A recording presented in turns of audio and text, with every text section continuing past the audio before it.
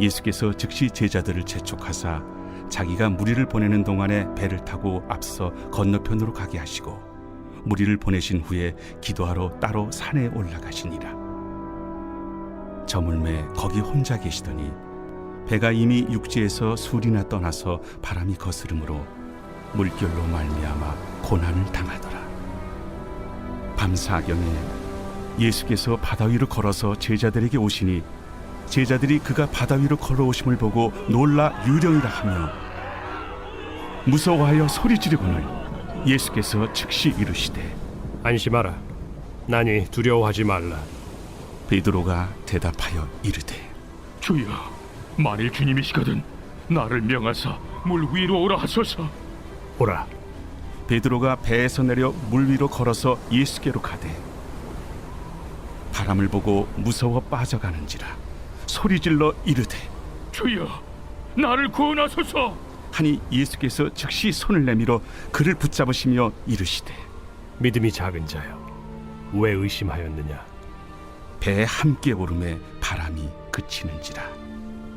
배에 있는 사람들이 예수께 절하며 이르되 진실로 하나님의 아들이로소이다.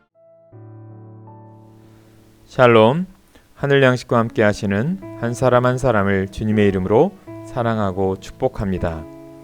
오늘 본문의 베드로는 정말 믿음이 좋은 사람처럼 보입니다. 물 위를 걸어오시는 주님을 발견한 그는 자기도 물 위를 걸어 주님께로 가겠다고 합니다. 14장 29절입니다.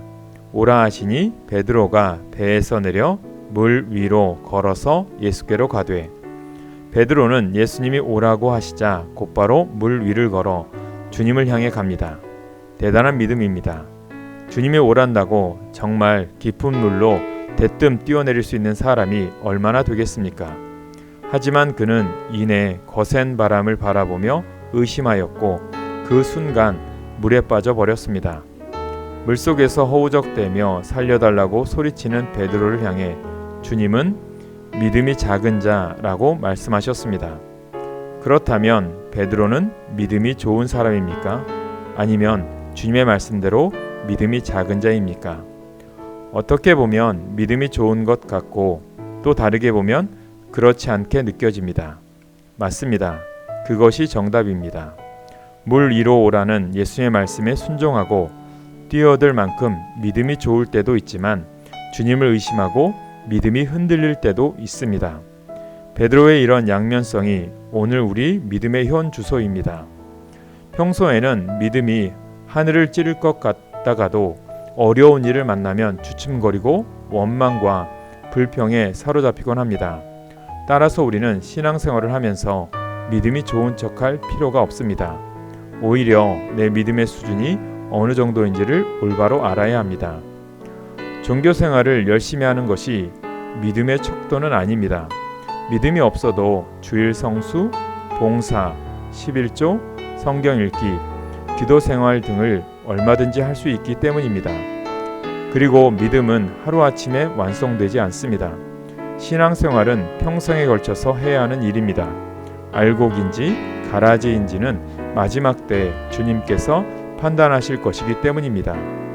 예수를 믿기 시작하면서 종교생활에 열심을 낸다고 하루아침에 좋은 믿음을 가질 수도 없고 믿음이 완성되는 것도 아닙니다. 우리는 이렇게 연약한 내 믿음을 주님 앞에 고백하며 겸손히 주님만을 바라보아야 합니다.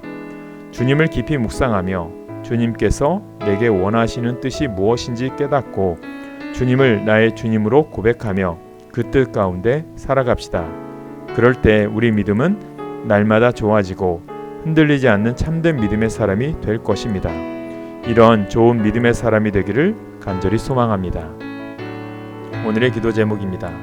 믿음을 통해 믿음을 증명하는 삶을 살게 하옵소서.